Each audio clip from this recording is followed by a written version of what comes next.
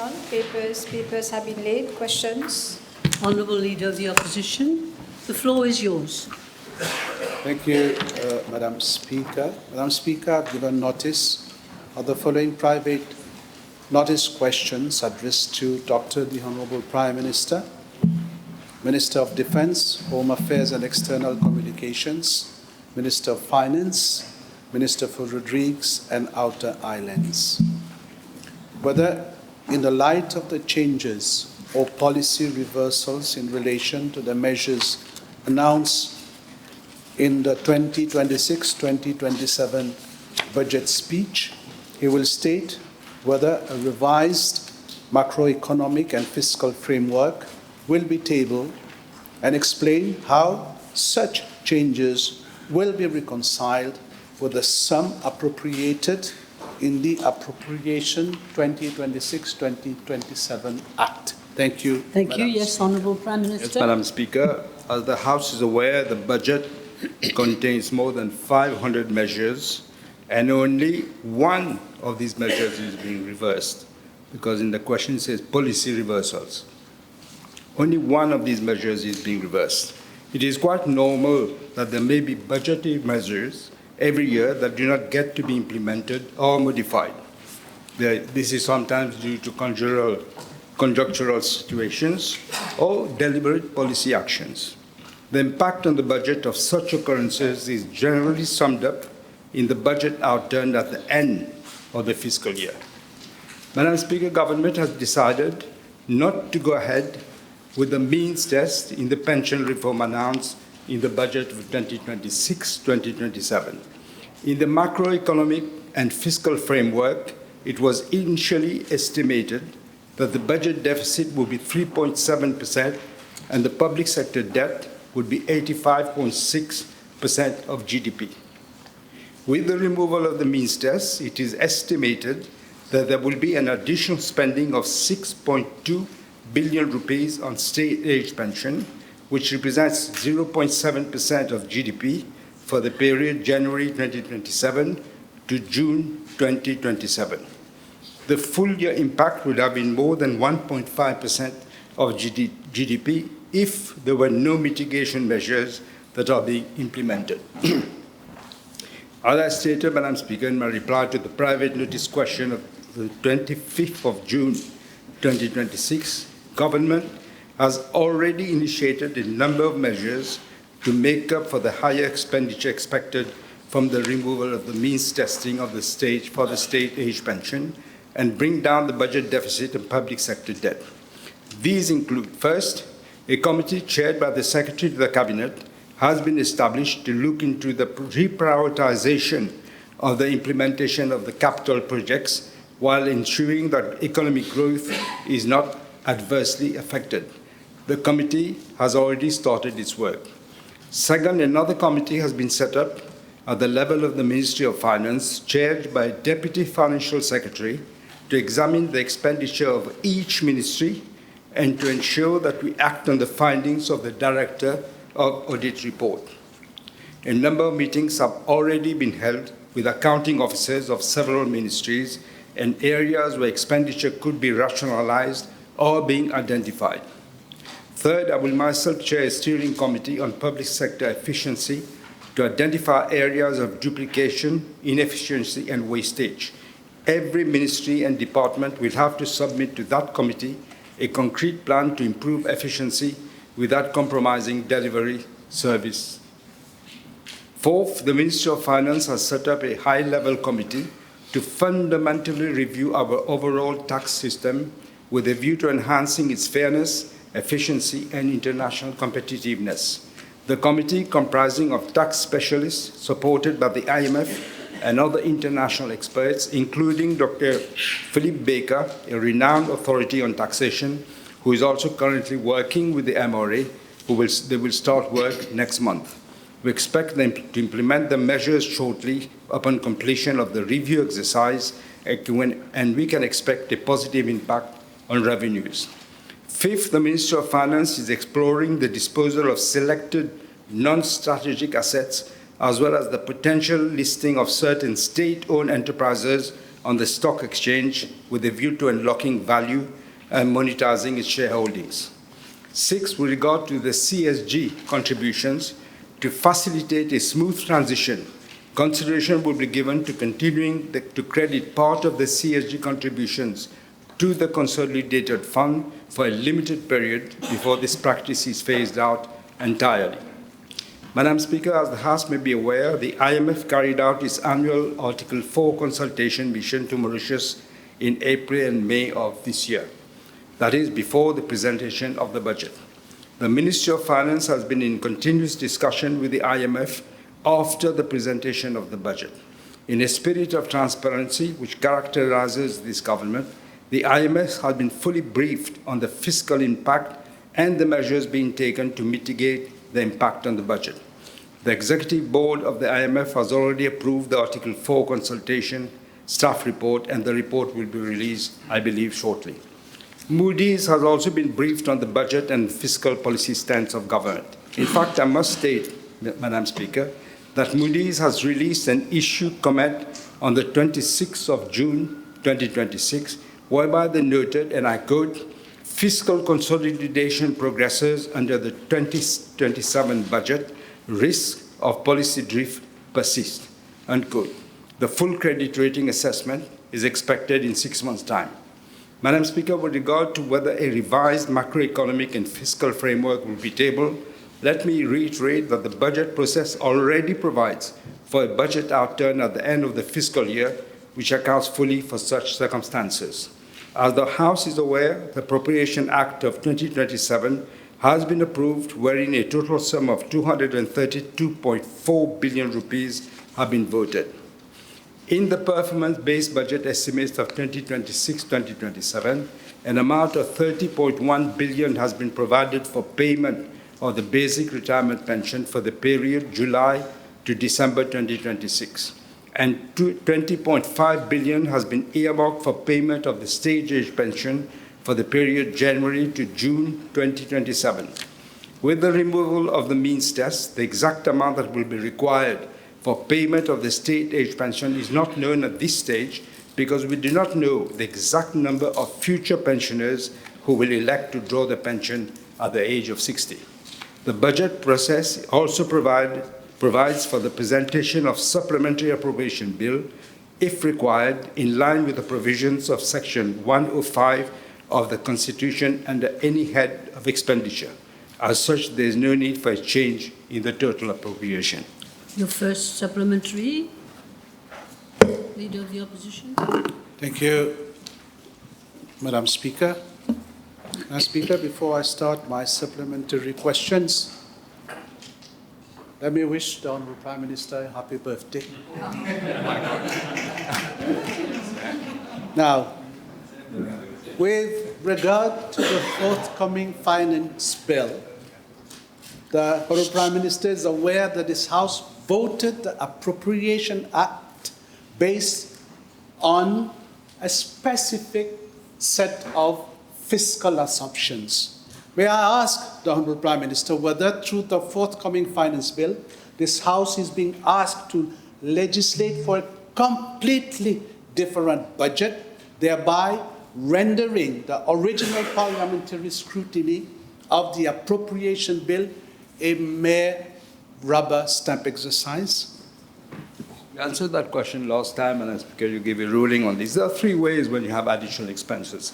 And again, I must stress that there's only one change in the budget. That is the means test. There are three ways of doing this. One, from the contingency and reserve. I think you should know this. Or else savings during the year. For example, capital budget is never 100% spent. It is roughly, depending, around 70%. And thirdly, there will be a supplementary appropriation bill if need be. Second question. Yes, at paragraph 283 of the appropriation bill, Madam Speaker, government has included the receipts of the Chagos deal. Et, il faut le reconnaître, cela a gonflé les revenus de l'État. Can the Honourable Prime Minister inform the House why this sum has again been included in this year's budget when his government has failed to finalize the deal with the UK government? that we didn't finalize. An agreement has been signed with the UK, to remind you. An agreement has been signed. They haven't Let gone him through the answer. process in the UK. We are very confident, Madam Speaker, that this will happen.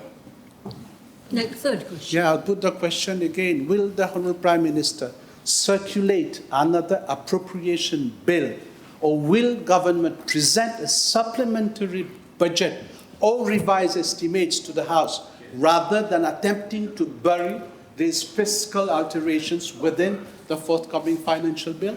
I'll just explain, Madam Speaker. There are three ways of doing this, and I'll just give the three ways that can be done. Okay, he chose one way. Madam Speaker, there are a lot of confusions concerning the pension reforms. Can the Honourable Prime Minister confirm to this House today what will be the age of eligibility of the BRP as at 1st September 2029? Say many times. that 29. We have returned it to the age of 60. That was in the budget. It's not a new measure. It was in the budget. Can you confirm? Yes. As you said it. Now, Madam Speaker, there is a discrimination or injustice on the age of eligibility for the beneficiaries of the BRP. Will government backpay those who did not benefit their pension due to the 2025-2026 budget measure? I'm not quite sure what back pay you want me to implement. Which back pay?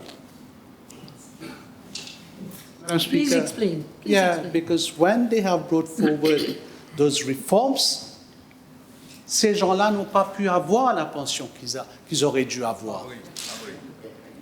So, est-ce que l'État va les rembourser? But it's actually not true what he's saying, Madam Speaker. What we have done, we have given the option now. There's an option of you taking your pension at the age of 60. Talking about the year 2025-2026 measure, Madam Speaker. Now, refer to the table that was presented during the press conference of Honourable Subon. The sum of 13,107 has been announced for a 60-year-old person to benefit this amount in 2029, whereas a 60-year-old person will benefit an amount of 14,490 in September 2026. Do you find that normal, Honourable Prime Minister? It is normal in the sense that you have a sliding scale.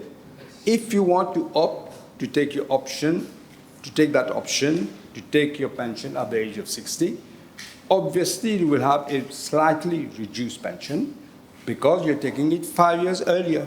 That is all. It's not all. Somebody will have 13,107 in 2029, whereas somebody in September this year, he will have 14,419. Now, can the Honourable Prime Minister... Exactly, let me Let explain. him- That is exactly the transition period. You have opted to take the pension earlier. You get a sum which is 14,490 in September 2026, and there is a sliding scale. So you Your get a lesser question. amount in 3 years' time. Now, can the Honourable Prime Minister inform the House whether he has been apprised of the massive legitimate outcry of citizens against his pension reforms, as demonstrated publicly this past Saturday? Will government backpedal completely on the pension reforms altogether? Question of doing that. Madam Speaker, we all know, and they know, that the basic retirement pension is unsustainable in its actual form. Now they're promising when they come, if ever they come back, they will continue on the same path of unsustainability, which brought the country in the financial abyss we find ourselves today. Now, I can't understand. They know it's unsustainable, but they want no reform. They are against mistesting. So the question is, how will they pay? They will increase VAT, on everyone. That's a possibility that they can do. They will increase taxes and further penalize the middle class. They will make health not free anymore. They will start cutting. You know, the budget for education, for health, is over 18 billion rupees at the moment. It will increase. That for education is 23 billion rupees. Where will you do the cutting? Cut the costs? Where? Let me put a Your direct next question to question, the yes. Prime Minister then. The Alliance du Changement promised an old age pension of 21,500 rupees. If now the Honourable Prime Minister maintains that a previous system was known to be unsustainable, then on what grounds, may I ask the Honourable Prime Minister, was this specific figure of 21,500 promised to the nation? Madam Speaker, unfortunately in Mauritius, it's not like in the UK. In the UK, the opposition are given all the figures of what is being done. Here we don't do this. Okay. Now, who knew? Who knew at the time? I don't know whether you knew. Whether you were in cabinet, you knew that the monthly interest payment on the debt is actually 2.5 billion rupees. And now it will be more. And that is without capital payment.